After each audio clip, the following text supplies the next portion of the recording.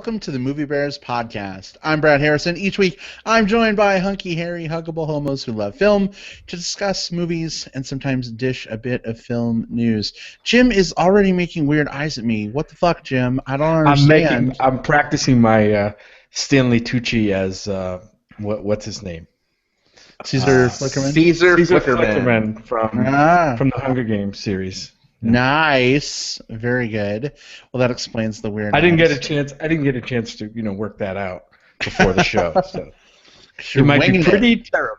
You're winging it like a Mockingjay would wing it. Right, that's right. And I just said Mockingjay without a G. Mockingjay, Mockingbird, Mockingjay, and Mock. Anyway, you heard from him already. Jim Pliefko, welcome to the show. Glad to have you. Thank you, and welcome to the podcast, everyone. And, of course, you kind of heard from him, too. Will Lindis, welcome back. Hello. Hey there, listeners. I'm glad you could join us for what I'm sure is going to be an hour full of us saying I volunteer as tribute for X, Y, or Z. Mm-hmm. I'm pretty sure I'm not going to say that, actually. I'm pretty sure that by saying this just now, I've preempted any of our future uses of it. So I've probably done everyone like a service. Maybe. That is possibly true. I volunteer as tribute to write the review of the next Hunger Games movie. The next one? The next one, yeah. You mean the prequel movie about the War of the 12 Districts? The prequel. The birth of Katniss. It's actually split into 12 movies, guys, because you get a movie for each of the districts and their story in the war. Magical districts and where to find them. That's pretty true. And then a bonus surprise 13th movie. So when we learned that Katniss and Peeta were actually born as twins but separated. Ooh, we got some world building happening here. Wow, that's interesting. Now, are the comic books then going to be canon, or are we going to take those out of the extended universe?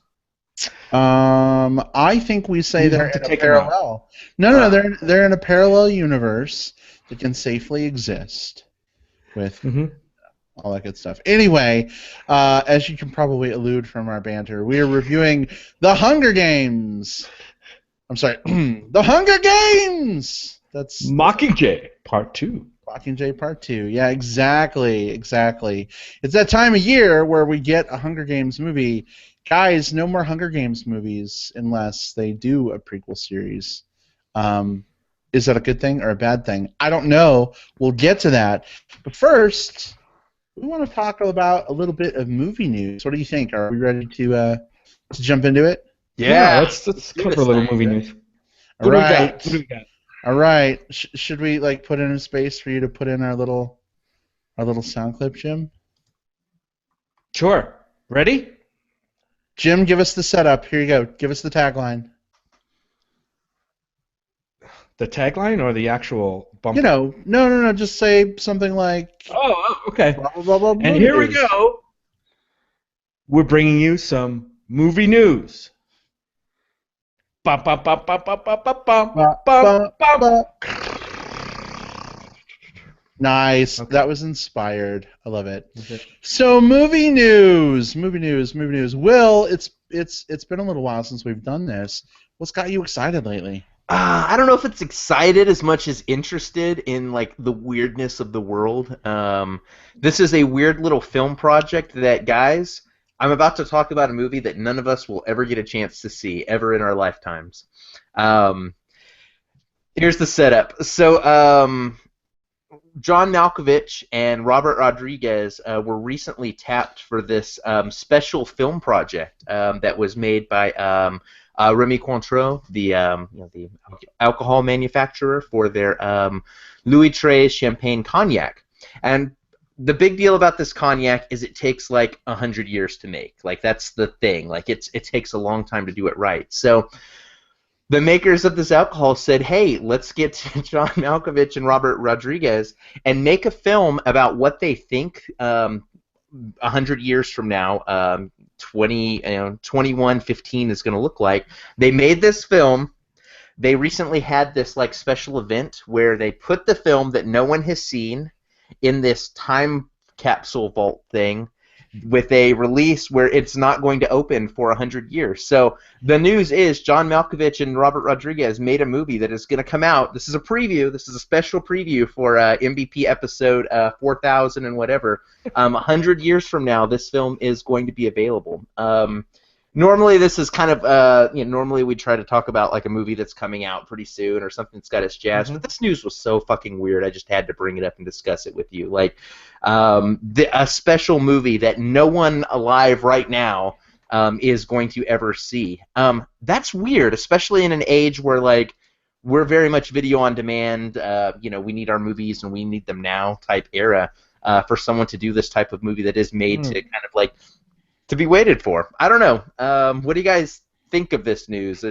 I'm going to ask, are you guys excited to see this? But I mean, obviously, it wouldn't matter. We'll be dead. But it's an interesting project. I kind of scanned the news release about it, and I mean, I didn't read it, but I assume this is a full length movie, and also. This could only be done by millionaires, right? I mean, like Rodriguez and Malkovich and whoever else that have money to burn, because otherwise I can't see a studio, ponying up any money for them to say, oh, we got this great pitch idea, boss. We're gonna make this film about 100 years in the future and guess what? We're gonna release it in 2115. So I have a hunch. I have a theory that, the people that ponied up for this were the alcohol manufacturers, and they're going to put a little bit of money into it, obviously, but they're also not going to be spending, like, $165 million. I imagine this look at the future is going to be, and a good filmmaker can do this, can do something that's very stripped down, and, like, in the future there will be, like, more trees because we'll have learned from our terrible nature-killing ways. So here's a bunch of shots of the forest. Like, I imagine it's going to be like a lot of stuff like that. From what I read, it was a feature. The Nostradamus movie. Yeah. Yeah. So, yeah. I mean, I imagine it's not like a CGI spectacle. I wonder if some of it is actually going to leak out. Like, if it'll leak out before 2115. The fact that I can't see this, and maybe this just goes to the nature of our, like, on-demand world, but the fact that I can't see it kind of makes me want to watch it. Like, now I'm super curious, and, like, normally just like Robert Rodriguez and John Malkovich are doing a movie about the future, okay, whatever. But now I really want to see this thing. This is killing all you instant gratification people. Yeah. This is torture. Like, it will literally kill you because you will be dead by the time. I will be dead by the time it comes out, unless the inevitable leak ends up happening. Interesting. And what's the name of this thing? The movie is called. If everything from what I've gathered, it looks like it's called 100 Years: The Movie You Will Never See. Which, fuck them for saying that. I want to see this movie even more now. Right. Someone's gonna see it. I don't know. This has a little bit like it sounds a little bit like a stunt that might not actually be locked up for 100 years. A year from now, they'll open it up and say, like, you'll have to wait 100 years for the next batch of Louis Tres, but you won't have to wait 100 years for this next feature. Yeah. We'll release it for the month of November 2016 only. Free with a bottle of Vermicontra. Yeah. Interesting. That's what I got. Okay. All right. Okay. How about you, Jim? I got some news. Actually, a trailer dropped this week or last week for a movie that I've had my eye on for a while called Midnight Special, and this is Jeff Nichols' next film. Jeff Nichols, the director, and it looks really cool. If you haven't seen this trailer, it looks like kind of I don't know how to explain it. So Jeff Nichols is a director that gave us a movie we really liked, two movies we really liked, one called Take Shelter and one called Mud, and really love those movies. And this one is kind of his take on science fiction. This movie has a little bit of science fiction, kind of superpowers involved in this movie. I don't know much about the plot, but I do know that it involves a little boy who somehow has what appear to be powers, and his father is played by Michael Shannon, who is in Take Shelter, and he was also in Mud, I think, as in a supporting role, not one of the main roles. But yeah, I mean, check out this trailer. It looks really, really cool. It's coming out in March of 2016, so it's not they're not positioning it for any kind of awards run, although it's not it's not common for movies in March to be considered for awards, but the way things go these days. But this one looks really good. Jeff Nichols is the real deal when it comes to directing. It's got it's got Michael Shannon in it. It's got a lot of other cool people. Joel Edgerton, who we liked from this year in The Gift. Kirsten Dunst, Adam Driver, and Sam Shepard. So this has got quite a cast. Sam Shepard was also in Mud, by the way. So apparently this director likes to work with some of the same actors. So yeah, keep an eye on it. It's called Midnight Special. Check out the trailer. But it's got me excited. It's probably one of the only movies that's not in this year's round of Oscar contenders coming up over the holidays that I'm excited about for next year already. Oh, right on. Yeah, I saw the trailer for that in front of a movie the other day. I don't know if they've released a second trailer for it, but yeah, it looks pretty good. And they're even hyping up, at least in the trailer I saw, and I thought this was really cool, like from the guy that brought you, Take Shelter and Mud. And I was like, that's cool that, normally you see that type of thing from the maker of whatever hit comedy or whatever hit action movie is. I'm happy that those movies got enough notoriety that they're able to market using them. Yeah, because they were almost like, Take Shelter was practically an indie movie, and Mud was it did get a lot of acclaim, critical acclaim. Yeah. But it wasn't any kind of big blockbuster or anything. This one also kind of has a feel of do you guys remember Super 8? J.J. Yeah. Super 8? Yeah. This one has that kind of feel too. So I'm just really excited about it. I know that I can picture a movie like Super 8 with Jeff, kind of like with the same feel of like Mud kind of attached to it. It's going to be great, I think. Indeed. I'm looking forward to it too. I definitely enjoyed Mud and whatever the other movie you were talking Take Shelter. About. Take Shelter. Why could I not remember the name of the movie? I don't know. I liked it, but I could not remember the name. But good stuff. Mm-hmm. Good stuff. What you got, Brad? For me, just a little bit of Star Wars news. Jim, it has nothing to do with the plot of the movie or the trailers or anything like that. Cool. Just getting excited for the movie. Of course, it's out in less than a month. We've been collecting the Cinemark glasses. They've had a new set of 3D glasses every week. So far, we have the Stormtroopers, the Captain Phasmas, and the Kylo Ren glasses, and they're super cool.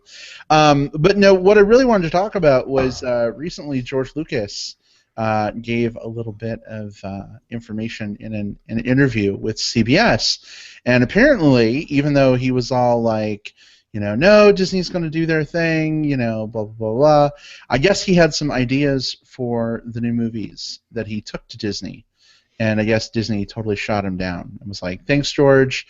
We totally appreciate your role in creating the Star Wars legacy, but we're not interested in what you want to do with these movies.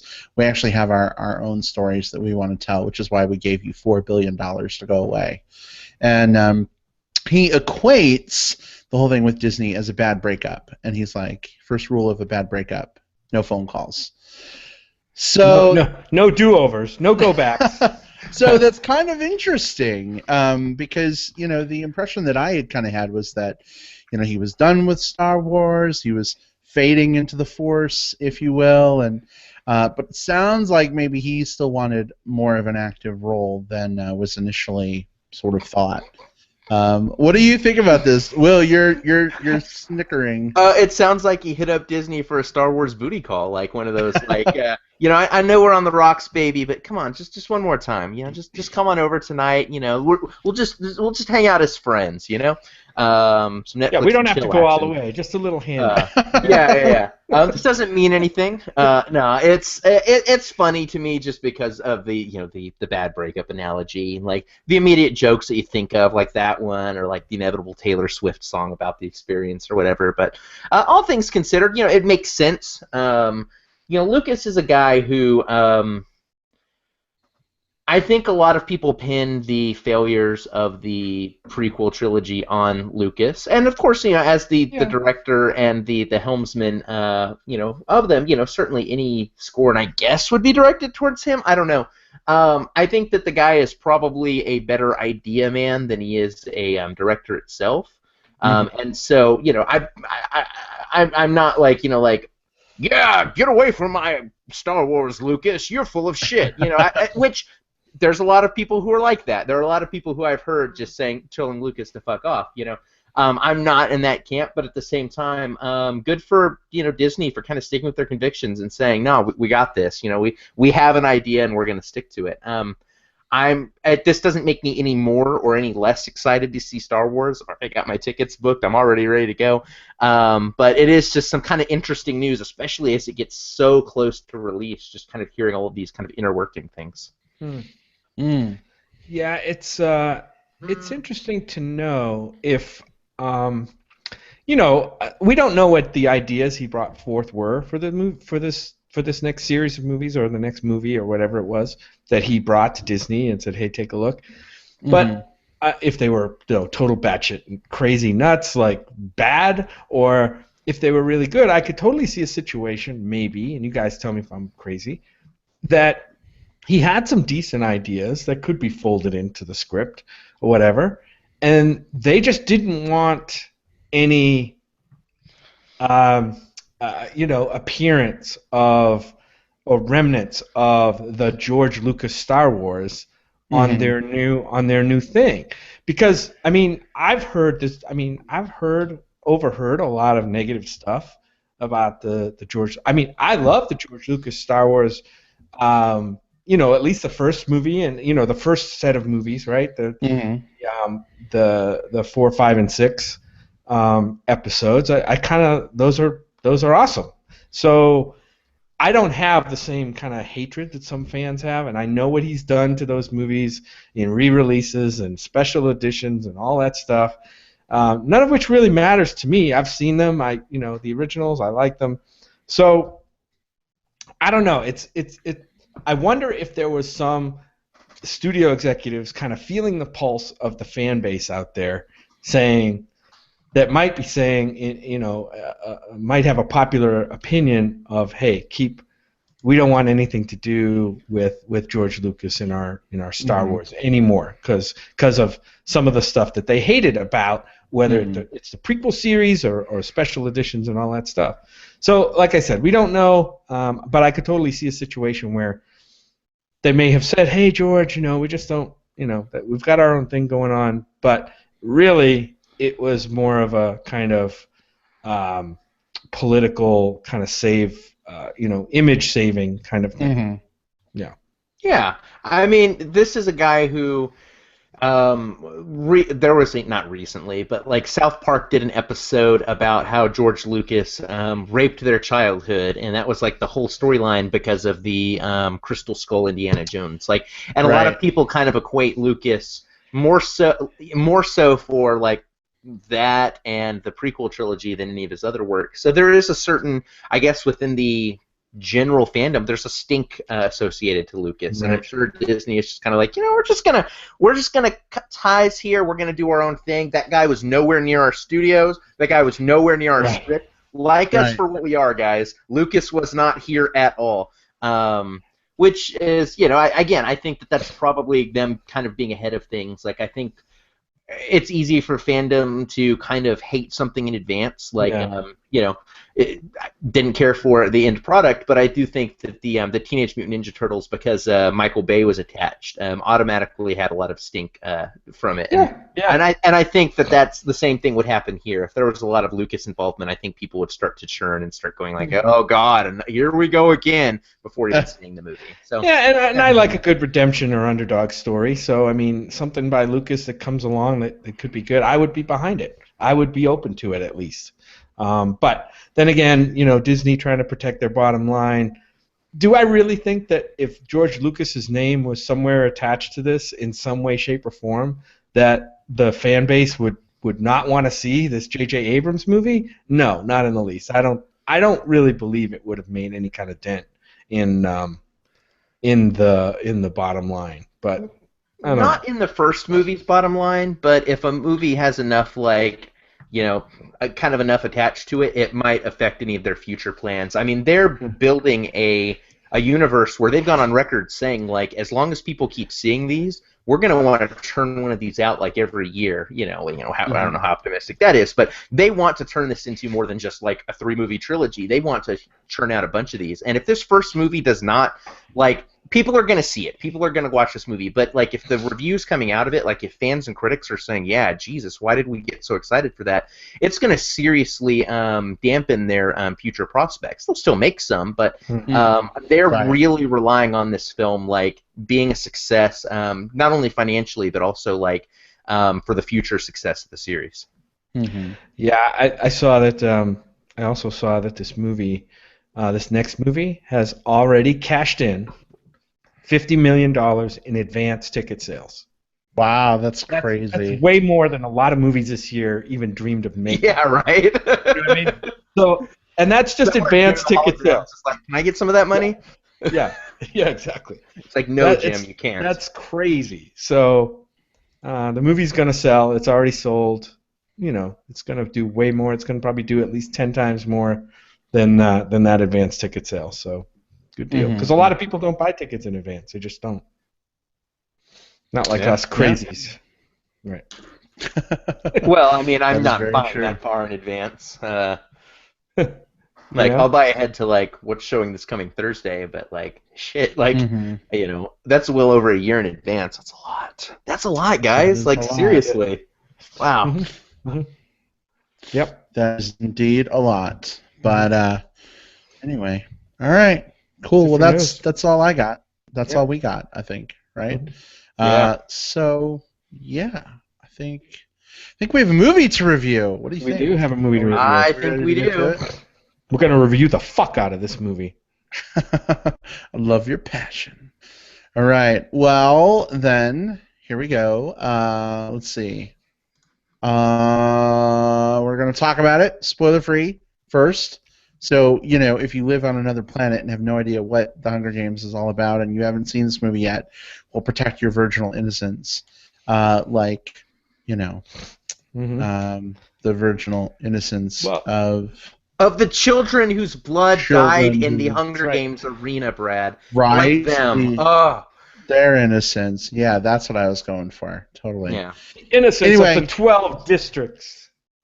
13 districts. Is it 13? Oh, there you go. Yeah.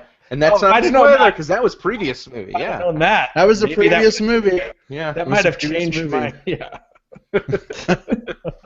Anyway, here we go. Our discussion of The Hunger Games Mockingjay Part 2. I'm sorry. Here we go. Our discussion of The Hunger Games. No. Wait. Sorry. I'm having to re-record this for Jim. Because I always whisper. Here we go. Our discussion of The Hunger Games Mockingjay Part 2. Was that better, Jim? That was awesome. Was that less whispery? Yes. The Hunger Games Part 2. Yeah, Jim has pointed it out to me. He actually made me listen to it back. I don't know why I do that, but apparently. The Hunger Games Mockingjay. It's dramatic effect. I understand perfectly why you do it. I'm just pointing it out. That's all. You just have to amplify it, and I don't have to. Yeah, just fix it. Just leave it the way it is. We could leave it a mystery. What movie is it? They said the Mockingjay Part something, but I don't know which one. What are they doing? I don't know. I may be spoiled for a movie that came out a year ago or a movie that came out this week. Which one is it?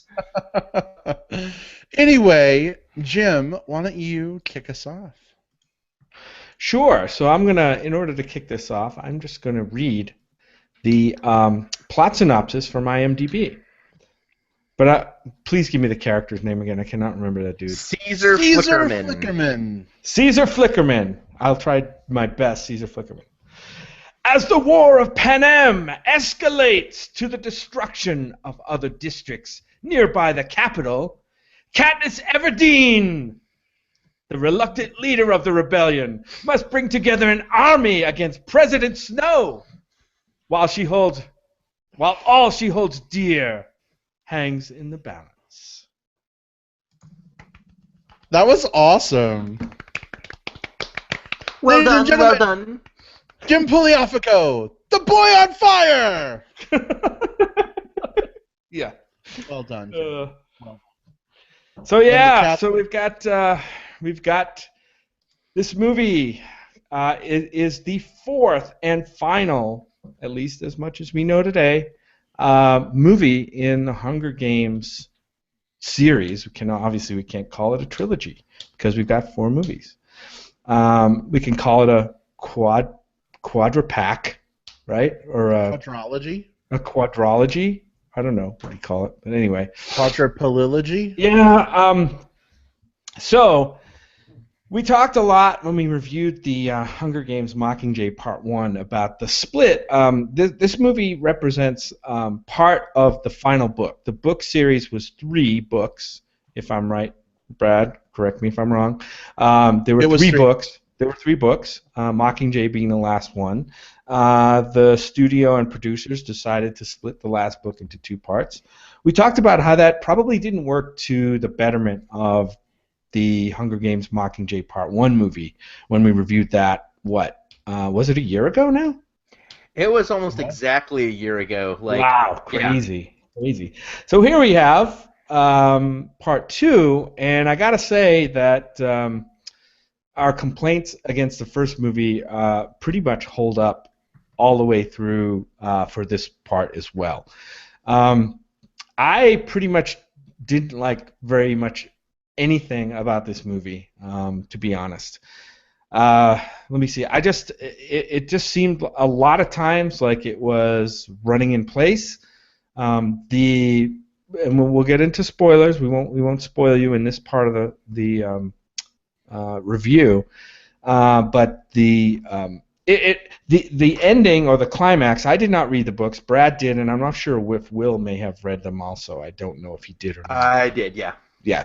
The climax that happens in this movie, kind of the culmination of everything with Katniss against the Capitol and against President Snow, was really a very anticlimactic climax, at least in the movie. And I think this is where a movie could probably have benefited from kind of tailing away from the books a little bit.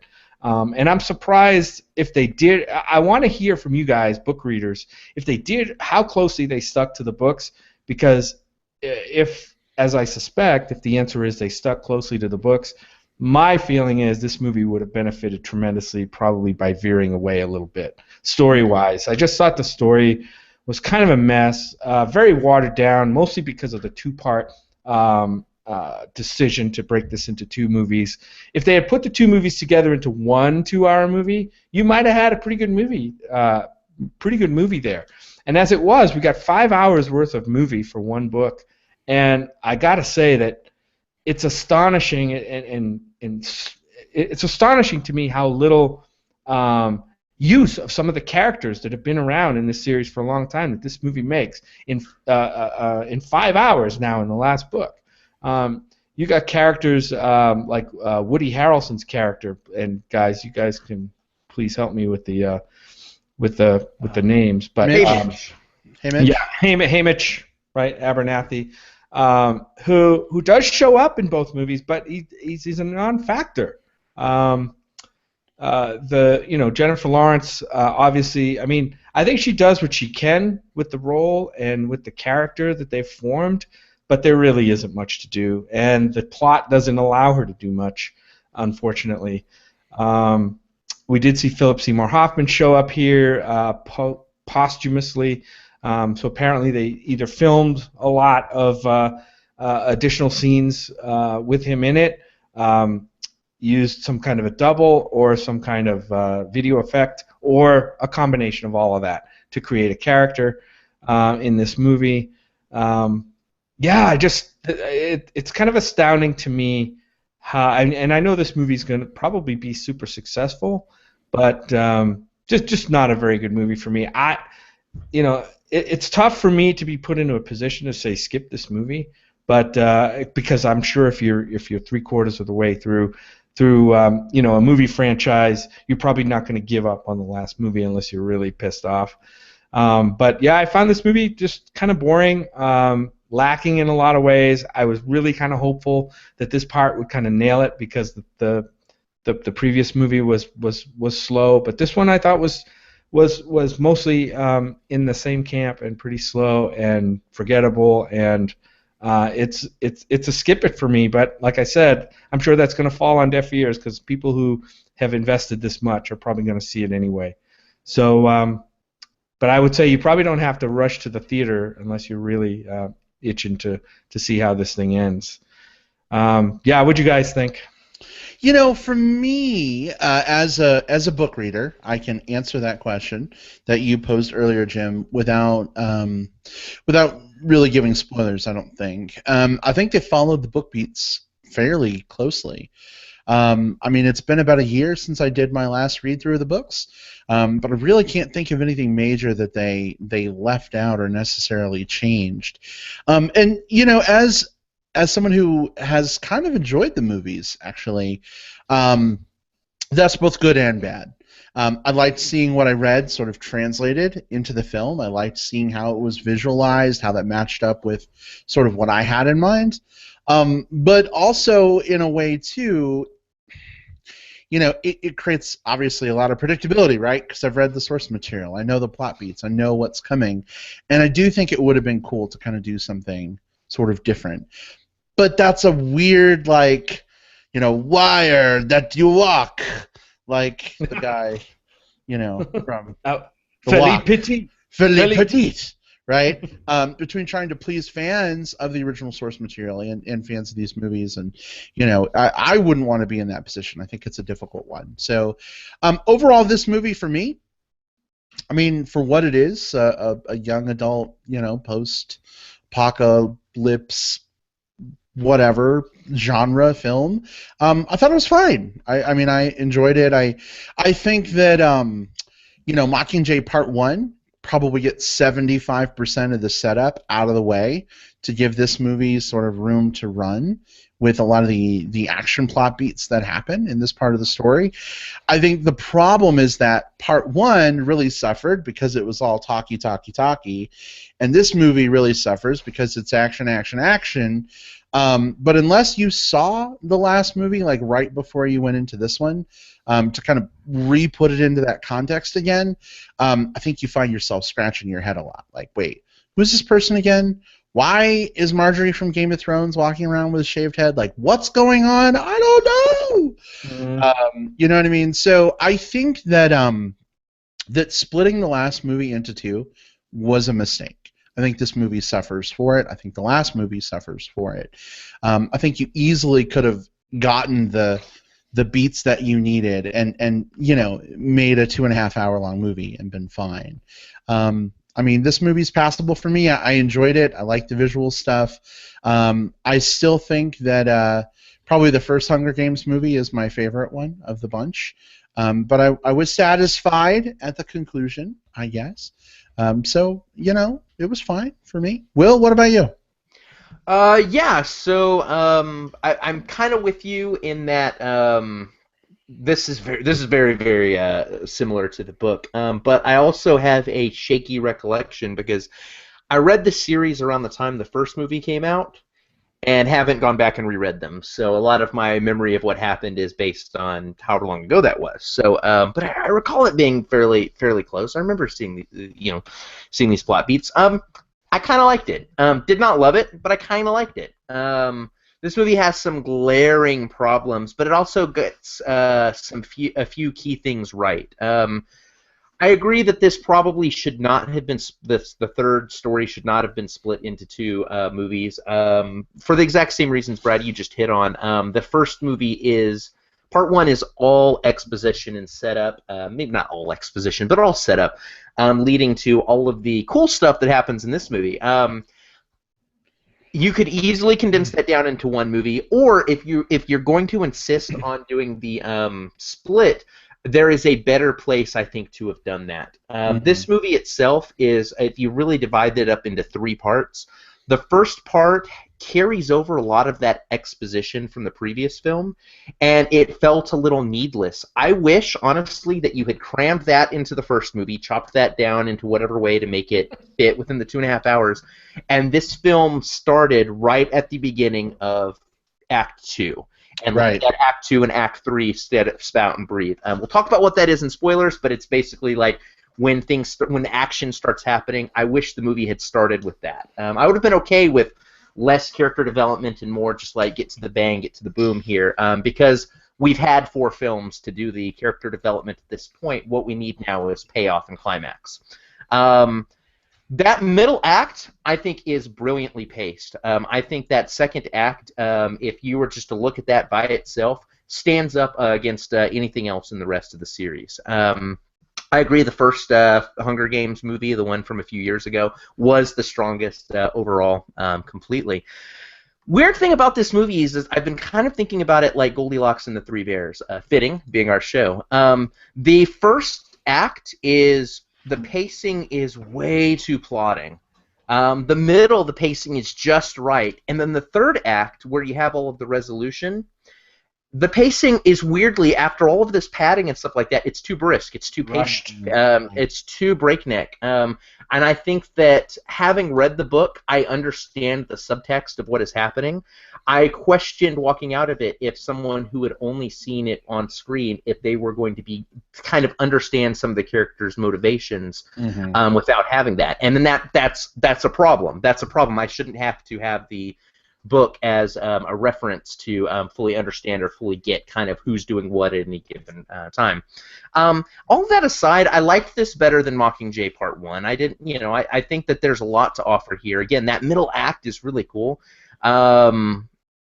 I think that one of the other things that this film really does well, I guess, or maybe not does well, but it's a nice added surprise.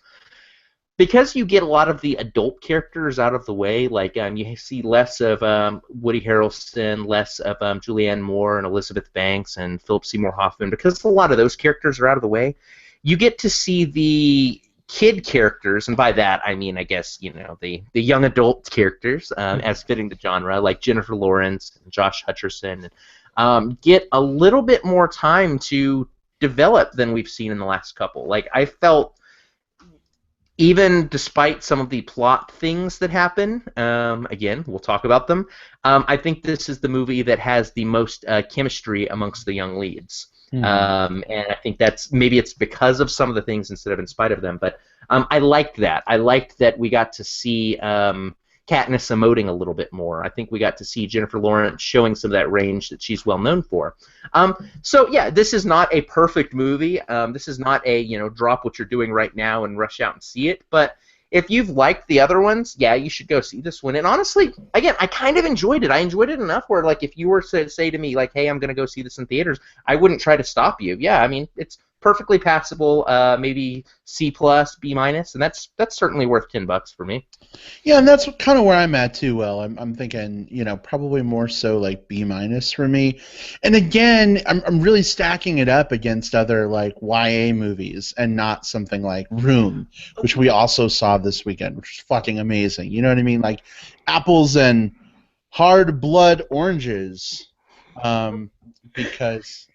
Brad keeps like the Mike's brand in business. I totally do. Like, a friend of mine from Albuquerque once called them cheerleader beer, and you know what? It's totally like the way I think of it. It's totally true. Hey, nothing wrong with cheerleaders. Right? Give me a rad.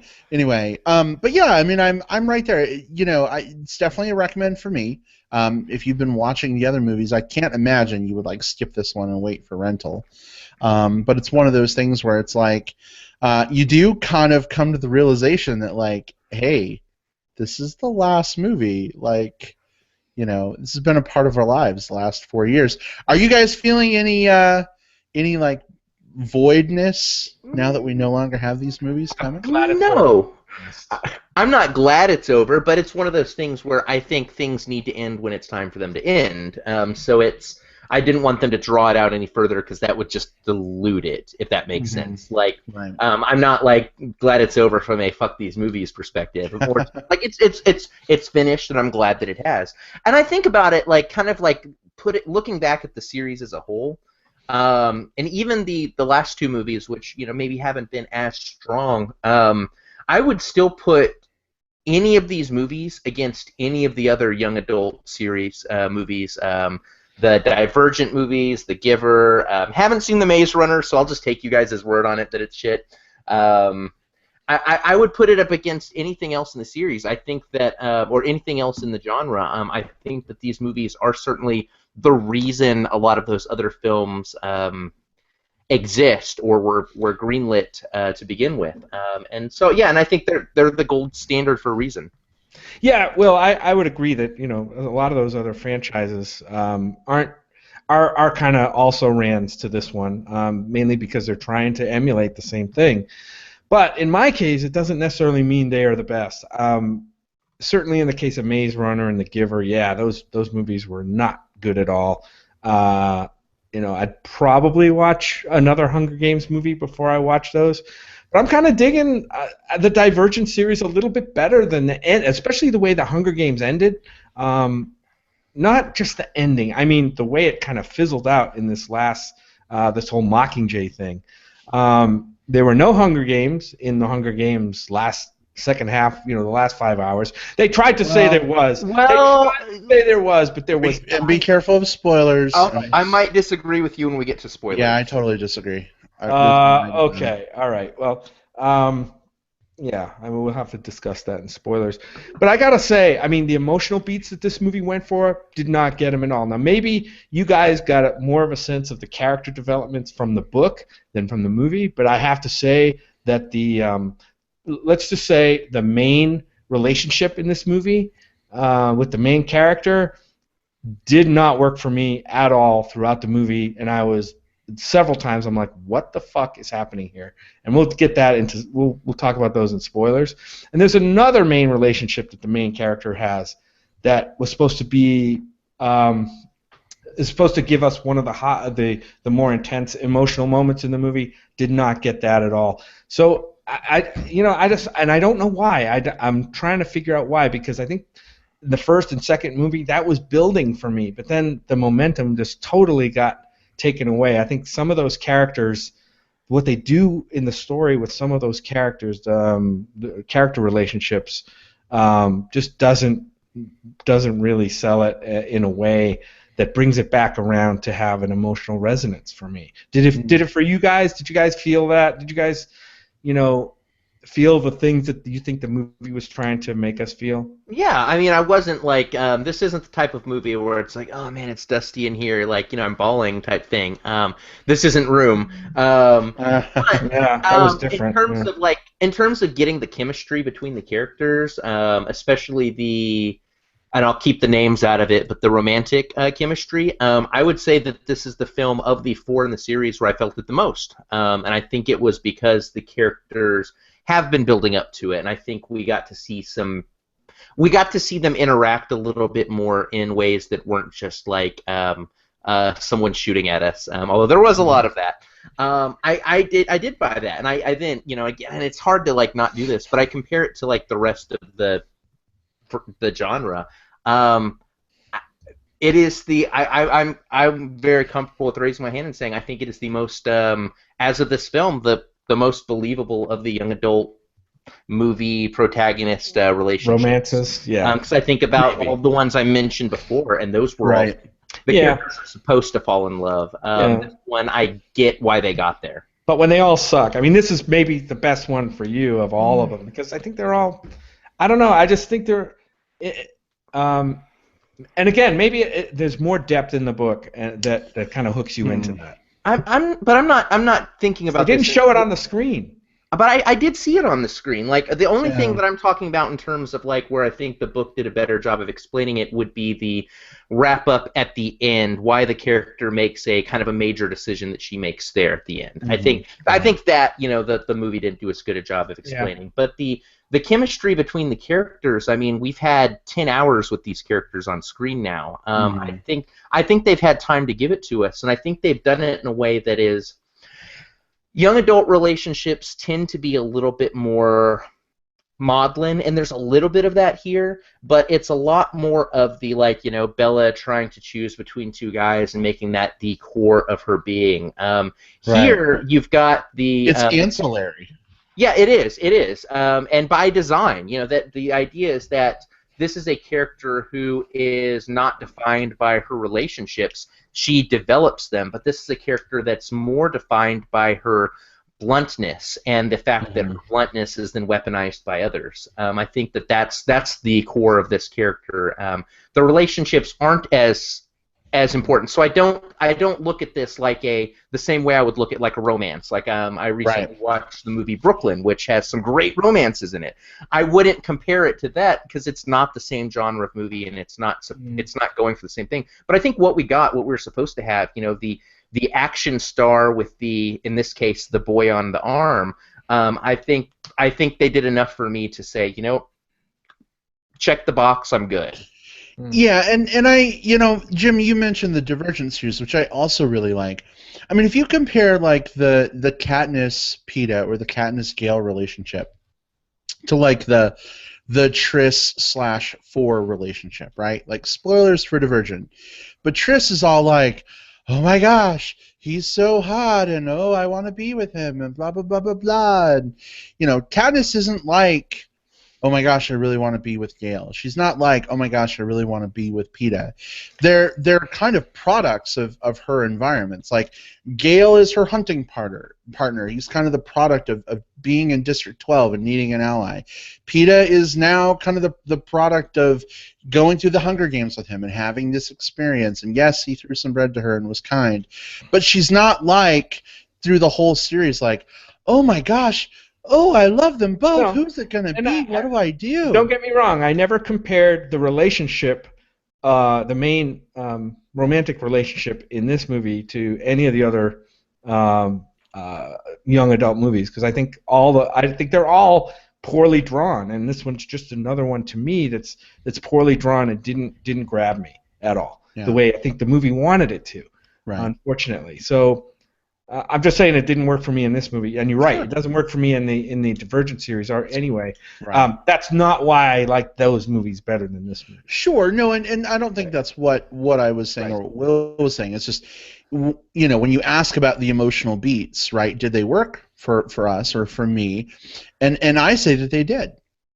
Okay. You know what I mean? Given the relationships that I've seen, and I'm trying to judge that based on the movies and not the books. Yeah. I mean, because I started watching the movies before I read the books, I think I have a very different relationship with the books than most people.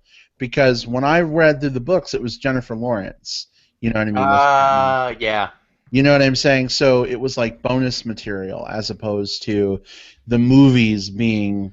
You know what I mean? So it's just different for me, I guess. So maybe it's easier for me to look at it in the scope of the films. Maybe I'm not articulating that well. No. I think that's very fair. I mean, this is kind of a flashback to several years ago, but for people that had read the series before the first movie, before having seen the movie, some of the characters are described, some of the other kids in the first one are described with very, very light descriptions, including like, he just has a dark complexion or something like that. So when the first movie came out, they actually cast two of the characters, two of the kid characters in that as black actors, and there was a population of the readers who flipped shit over the fact that like that's not how I envisioned them. That's not how they're supposed to be. Why did you have to make them black? And of course you go back and say it's dark complexion. It's like okay, that was her way of doing it without drawing very obvious racial parallels in a world that doesn't necessarily have the same racial stigma attached to it. And so it totally makes sense. But again, that's just an example of how like you start to picture characters a certain way, and when you see them on screen, it can totally change. Whereas having seen them, you can kind of mold what you read around like what you saw in that first film. I totally get that. Sure. Yeah, Absolutely. Well, guys, do you want to move on to spoilers? I'd love to. I'd love to elaborate on some of my complaints of the movie. I know I'll sound like a broken record and a total downer, but maybe at least explain myself why I'm the outlier. that's what we're here for. We're not going to agree on every single movie. We're all allowed to to have our own views on different things. Yeah. Absolutely. All right, well then here we go. Fair game for spoilers. They are inbound, like drop ships from the capital. So here they come. If you have not yet seen this movie and want to protect, your innocence, step away for 10 or 15 minutes. Come on back for plugs. But Jim, why don't we give you the Caesar Flickerman trademark spotlight and let you kick us off again. Yeah, and okay, what the fuck is a wedding doing in the middle of this movie? And why do I care? It's meant to show the Capitol that the rebels are people just like them who love just like them, and it's meant to be a piece that helps the Capitol kind of see this rebellion as like the good guys as opposed to just heathens trying to overthrow the Capitol. And I would even say that it is one of the, when I mentioned that there were some pacing issues, I would say that was part of them. That particular wedding is, I think you're talking about the Finnick wedding, right? Finnick and Annie, right. Yeah. Yeah, so that really, from a plot perspective, is there to set up like how it's disappointing that, we're in spoilers now. Finnick ain't going to make it out alive. Right. So what I would get married so you care more when we kill him. Yeah, well, I mean, also the other thing, and it's harder to think about it in this context because we're a couple movies removed, and this is why the wedding should have happened in the previous movie. This is part of my problem. Yep. The second movie, we're introduced to Finnick, and we kind of like we start to like this guy as you start to learn that he's not a dick. He actually has this girl named Annie that he's trying to get back for. But then it takes us another movie for them to rescue her, and another movie for them to get married. And it happens a little behind the scenes. I would have liked to have seen the Finnick Annie stuff all crammed into the first half of part one, so that we would have had some immediate payoff. And I think it still would have been just as crushing when Finnick dies if the wedding happened in the last movie versus if it happened here. So that's part of that first act pacing issue that I said. So I kind of agree with you here. The wedding does kind of throw things off a little bit. Yeah, which brings us to when Finnick dies, right? Now, this scene in the movie, and I think this is where he died, was in the underground passageway, sewer, whatever it was. Yeah. And all of a sudden, these zombie creatures appear. Hey, I don't think he actually died. I think he crawled under a manhole cover and then hid. For that prequel, well, whatever. Brad, now I damn it, Brad. God damn it, Brad. Spoiling everything. Why do you have to spoil everything? Why do you have to spoil everything? I didn't spoil anything. You didn't spoil anything. I didn't spoil anything. I'm just saying. Anyway, that thing at all scene felt, to me anyway, and again, I'm sure it may have been in the book because you said it followed very closely to the books. I'm like, who are these things? Where did they come from? It just seemed very random. Like, okay, there were some scenes right before that happened that I thought were very suspenseful, actually, and they worked. Where, like, one of the bear character, right, the cute bear character, Cub, is off kind of exploring in the dark, and you get to look down these dark passageways, and you're wondering, what the fuck? It's coming. You just don't know where it's going to jump out at you. I thought that was pretty good suspense, actually. But then when the action started, I'm like, what are these things? This reminds me of this is just like The Walking Dead. I'm already bored. Even though the action itself was well done, well shot, I thought, just the whole plot device of these monsters in the sewers just took me out of the movie. I don't know, but they're established. Like, not. Right. like the mutations. I mean, they even go out of their way Mutts. to that, the mutts multiple times. Like a lot of the different creatures, like the Mockingjay itself is a mutation, and they talk about that in one of the movies. And the tracker jackers, those wasp things, and those wolf creatures from the first one, and the monkey things from the second one. Like so we know that the games masters are able to, they've genetically modified these mutts, which are these weird, like, scientifically made hybrid things. And we also know from this one that they've used they've gotten those games masters to create the pods to create the defense of the Capitol. So I bought into that, like, because I think they'd set up enough for it. Like, I don't think they needed to show us, like, really? yeah, I mean, yeah, I guess it was confusing to me because I didn't know what it was. I didn't know if they were leftovers from something else that happened. It didn't dawn on me right away that they were a construct of the game still, because we had not seen games for 3.5 hours, 4 hours at that point, and I actually thought the games were over. Like, and this was a war. This was like, it was us against good guys against bad guys. This is no longer games. I don't think, unless I missed it, and maybe I did miss it, they may have mentioned it, but they never showed, like they did in the first movie, they never showed any game makers at work here. Did they? In this movie? Part of them, but they talked about them a few times. Go for it, Brad. Part of the problem is that, when they're actually in the games, in the earlier movies, we get these cool scenes of, like, the game maker, right? The control room, and they're like, it's nighttime, so let's go ahead and send the mutation dogs after them to try and herd them back into a certain area, right? We see them actively controlling these things, and so you get a sense. And Jim, I think this is where you're coming from, that it's like, okay, that's what these things are. It's a force being sent after them. It's like a chess piece in a way that's being moved. The problem with the setup, and I even have this issue in the book a little bit, is the pods are like an automated thing. They're booby traps, right? So some of the stuff like the black sludge coming out, I mean, that's a trap.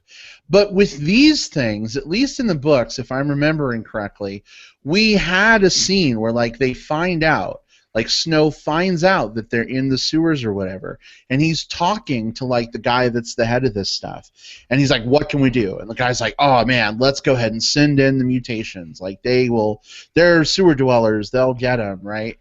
And so you get more of that. And I think in the movie it's sort of like glossed over, right? Like you just sort of randomly show up. So it's less of like an active, like, hey, let's truck these mutations down there and have them sick the fuck out of them. And more of like, Walking Dead zombies, ah. You know what I mean? Is that maybe why it didn't work as well for you? Yeah, I think that's why it didn't work for me. I actually didn't know until you told me after the movie that they were a game construct that were sent down there to the sewers to attack them. I guess I missed that or something. I just thought they were some weird mutation that was in the city that, I'm putting this all together in my head. Right. Like, where are they? First of all, they didn't really look like the creatures from the first movie. If you talk about the dogs that they sicked on them, because if I remember right, those dogs like walked on all fours and. They're not the same as the dogs. They're all different creatures. Like they're like the wasps and the dogs and the monkeys and these things. They're all mutts. They're all made by the same people. Ah, okay, right. Yeah, I just where did these things come from? Yeah. And like I said, I never really liked the PETA character from the get-go. I guess we saw what happened to him in the third movie. He was kidnapped or taken hostage or whatever, and they played mind control games with him, gave him drugs, whatever, to turn him bad, and he came back. He hated Katniss, wanted to kill her. And then lo and behold, he shows up on this expedition to go kill President Snow, right? That motivation wasn't clear to me, like whether they actually wanted him there or he was just appeared there by some weird circumstance. The movie dropped a huge ball in that respect because the book totally sets it up, right? So in the last movie, like, PETA's being held by the Capitol, he's been brainwashed by the Capitol, just like Katniss has been doing these like promo videos of her being all like heroic and leading the troops, Snow's been having PETA do these videos like crying out against Katniss and the rebels, right? We saw some of that in the third movie. Right, absolutely. So in the book, the setup is, hey, PETA has been on the Capitol side. Now we need to have PETA on the front lines with Katniss. We need promotional videos, like showing them together, like fighting together, right?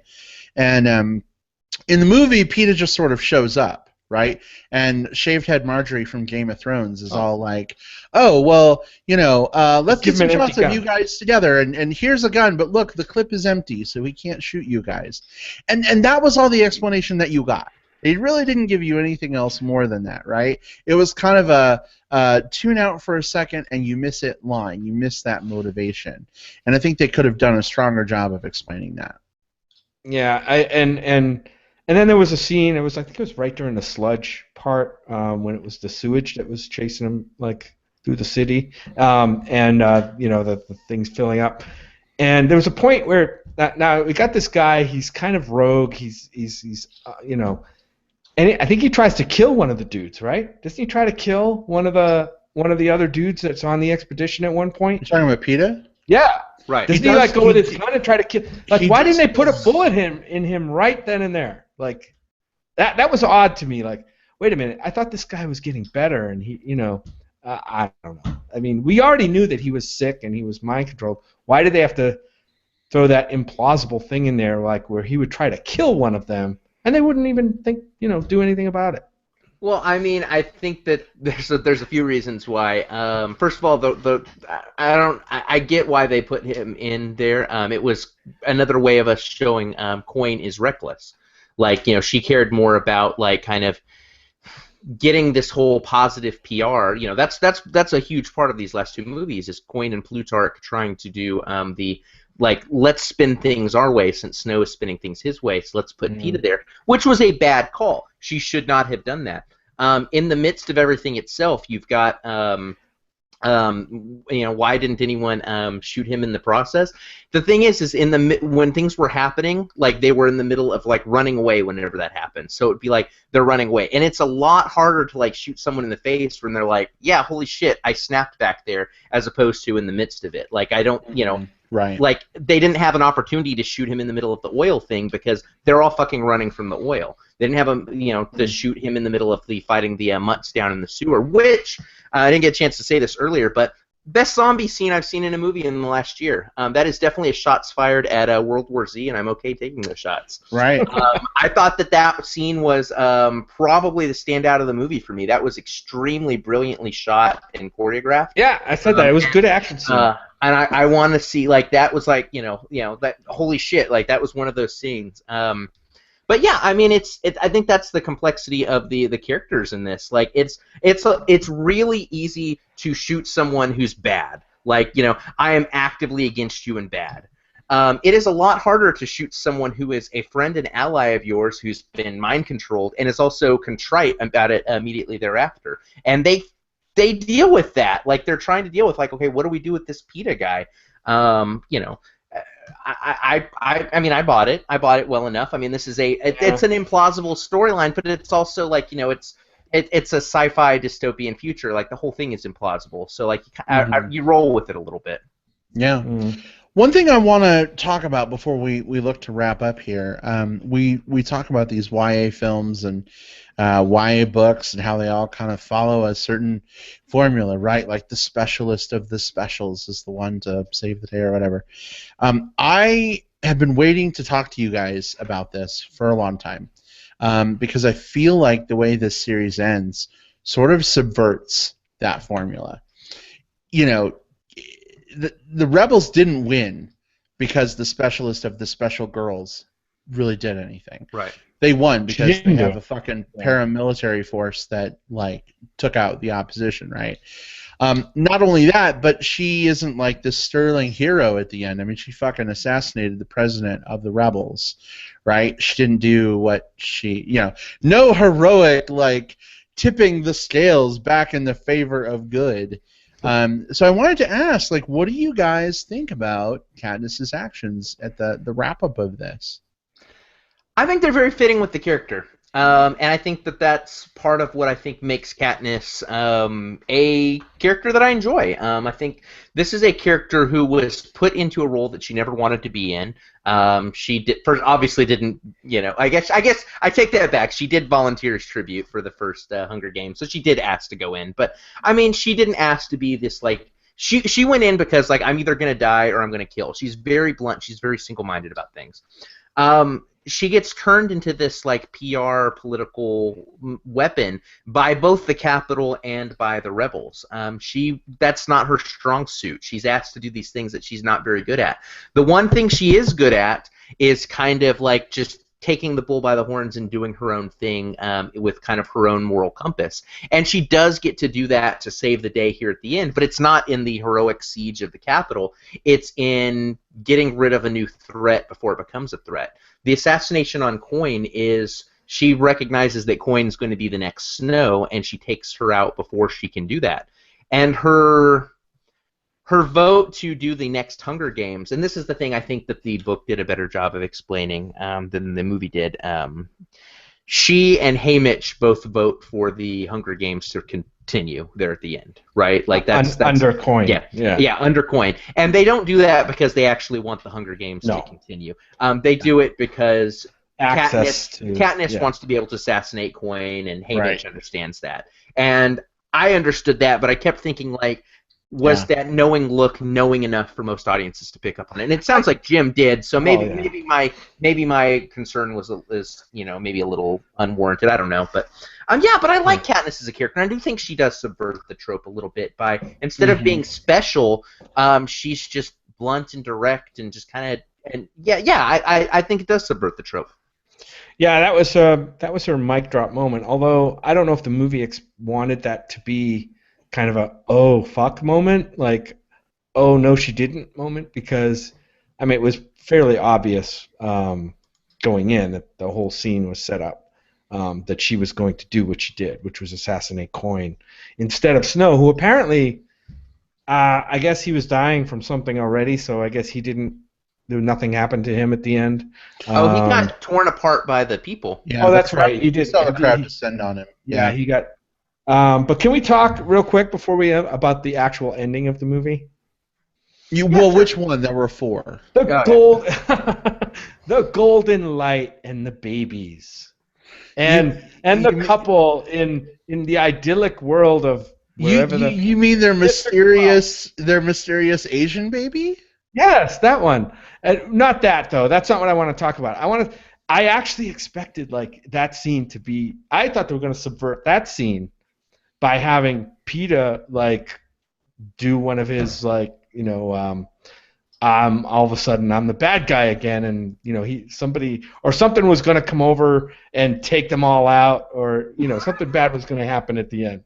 I actually thought that was going to happen because the way they were setting it up was like this is too happily ever after for this kind of movie. I mean, it was I don't know, it was kind of a weird ending for them.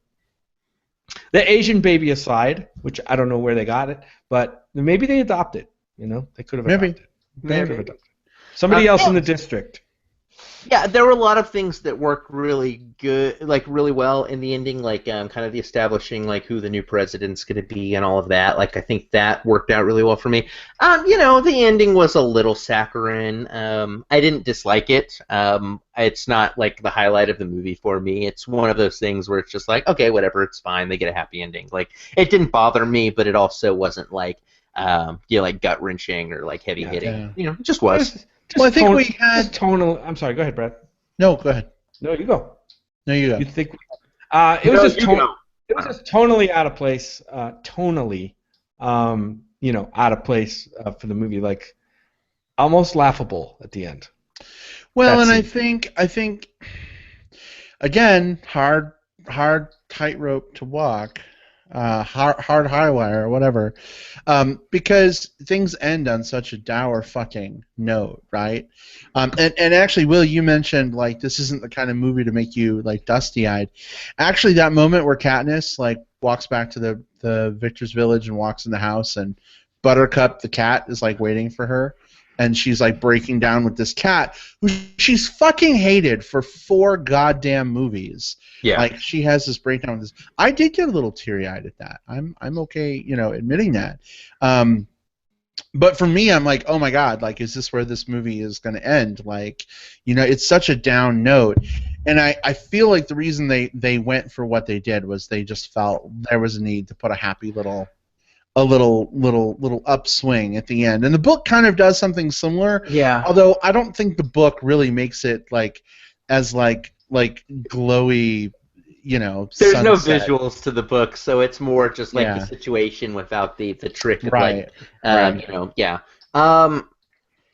I think the other reason why it feels like it's kind of needed there is because it is such a dark series. It's sort of like we've been with these characters for 10 hours. We've seen them put through fucking hell. Like, these characters have been through this shit. Like, there's just something that's sort of like a little bit releasing to just kind of say, like, okay, after all of this, there's something at the end of this 10-hour slog for them. Like, there is life beyond these Hunger Games. So while it's not one of those endings that's like, going to go down in like my personal favorites of all time, I think it serves a function. And at least Effie Trinket got a bigger role than in the books. Got to tell Katniss, "Go live your life as a victor. You've earned it." So at least there's that. There was that. I guess that was a deviation from the books. I don't know if I would give them credit for that one, since it was kind of a waste. I don't know. I'm not sure why they kept her around in the first place. She was a non-factor, right, in this movie. Yeah, and this one, more like she had much more to do in the previous movies. Outside of the role as just kind of the person that was prepping them for the Capitol. You even got to see her in the last one, kind of in a fish out of water story in Capitol 13. And I think that's a lot of, like, you couldn't just not have Haymitch or Effie. Like, you can't just not have these characters who've been with us for 3 movies here. You can't just have them disappear. But at the same time, like, I think if you had written more for them to do, it would have dragged things down. So I don't know. I don't know what the solution is there. I don't think she was effectively utilized, but I don't know what a better solution is. Right. I do want to give one quick shout out to the best part of the movie for me, which was Katniss's stand in the subway. I think it was in like the first, kind of about a third of the way through the movie. I thought that was the best scene, where she stands up and there's some people from the Capitol that come in, and she's trying to convince them to overturn President Snow, and one of the guys just suddenly shoots her. That was a cool moment, I thought. I thought it was a good character moment for Katniss, and it was wow, that was fucking weird. What happened there? And yet another subversion, right? Because typically in these movies or books, the specialist of the special stands up and gives this rousing speech, and everyone fucking turns about. Like Maze Runner. Will, are you okay with spoilers for Maze Runner? I will never see those movies. I mean, I may if I'm not at a film festival when the third one comes out and I have to look it up. So spoilers for the Maze Runner Part 2, whatever the hell it was, the Scorch Trials, right? So the main character, is like, oh, we need to go, back the way we came the whole movie and assault these people. And everyone's like, oh, that's suicide. We can't do that. That'd be awful. And he's like, guys, it's not about the destination. It's about the journey, or whatever the fuck. And everyone's like, you're right. Yeah, that's right. Let's totally turn around. That's what happens in these movies. Harry Potter does it. So to see this guy actually fucking just shoot her in the chest, I was like, yes, this is awesome. I love it. Yeah, and that was following. She had a really good, not even a speech, but a cool little moment right before that. Yeah, where she's when she's whispering in the dude's ear about just kind of I wish I would die. It was great to see that kind of glimpse of that character, and for it to not turn out super positive, for it to to still go to shit for her.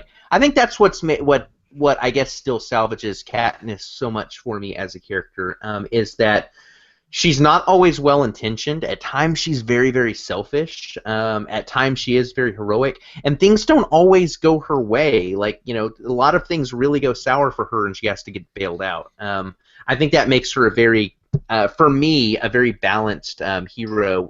Less of a Mary Sue than we see in some of these other films. Agreed. Absolutely.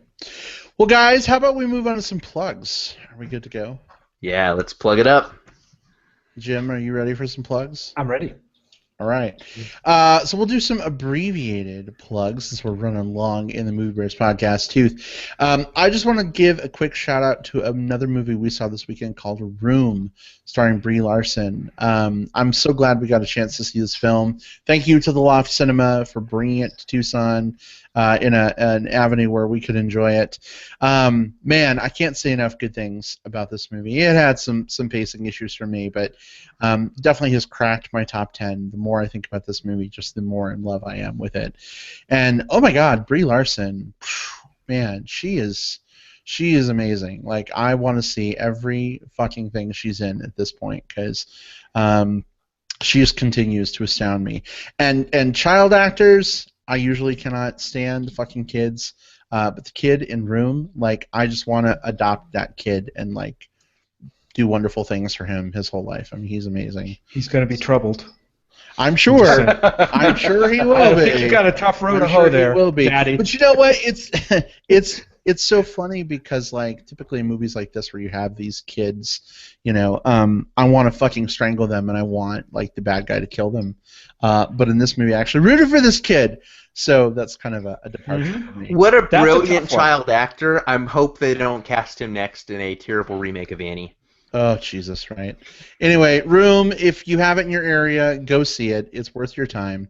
Will, what about you? What do you got? So let's go with a movie that's definitely going to make my top 10 list. It might make my top 5 list, and at the time I saw it, I'm still kind of weighing it out. It's actually competing with Mad Max to kind of knock it out of the top spot, so I've got to see where the dust settles. But this movie is called Spotlight, and it is really, really good, guys. Spotlight came out this weekend, or at least it expanded this weekend. This is a film that is about, in the early 2000s, the Boston Globe did an expose on the cover-up of child molestation cases by the Catholic Church. So this is a true-to-life event story. It stars Michael Keaton in the lead role and a brilliant supporting cast. This is one of those. It's a procedural. So it kind of shows the process by which newsroom procedural. Him and Rachel McAdams and Mark Ruffalo and Stanley Tucci, Liev Schreiber, John Slattery, all-star cast. Goes through the process of them figuring out, oh, we found this clue, we found this out, like that type of movie. But it is so brilliantly acted, and it's also nice. We live in an era where a lot of movies are, when you see like journalism in movies, it's all about how shark-like they are. Like, you think about like Nightcrawler and other movies like that.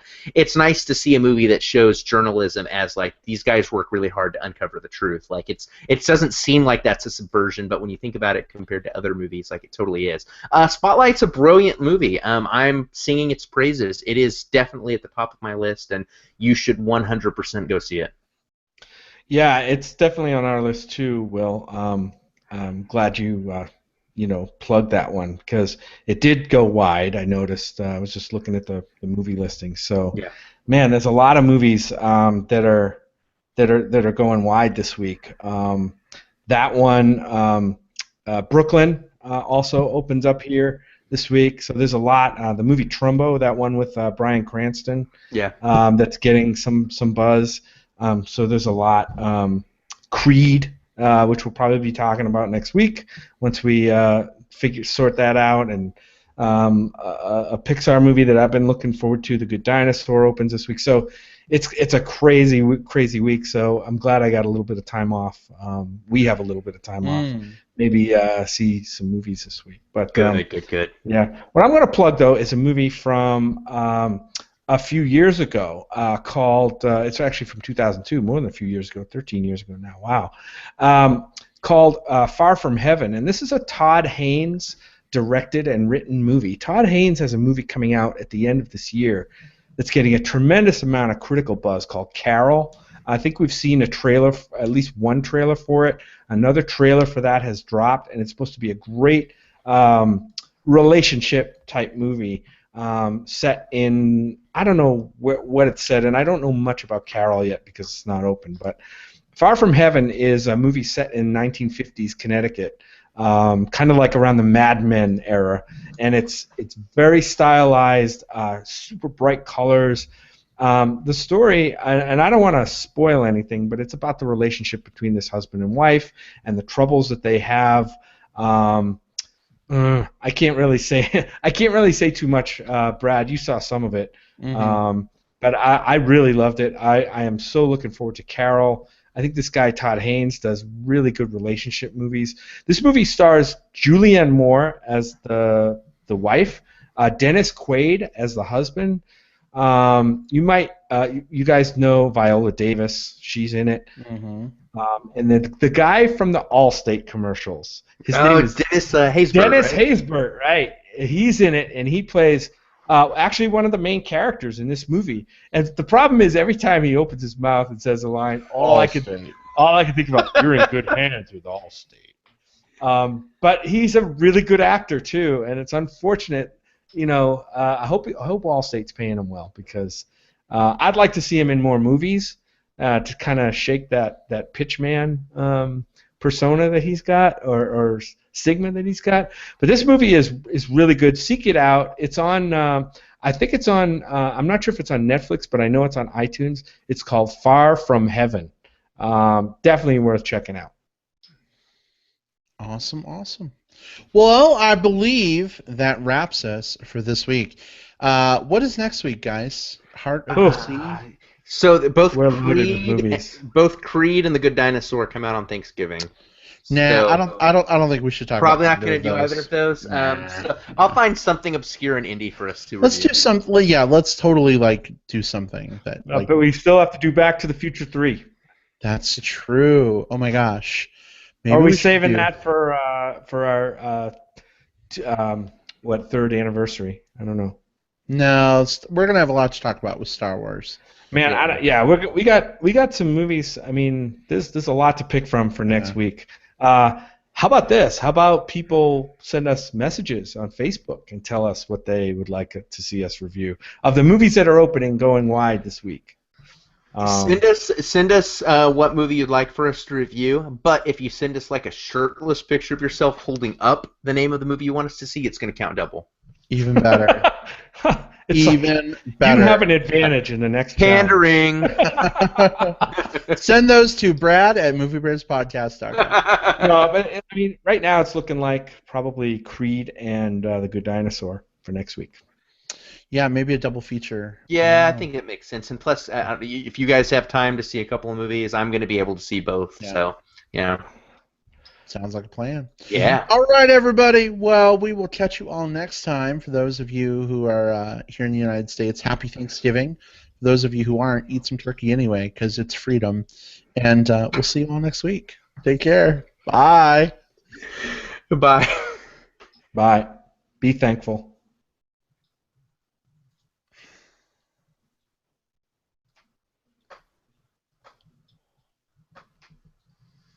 Yep, hold on. Sorry, I hit the wrong button. Something's going on. Blame it on Chrome.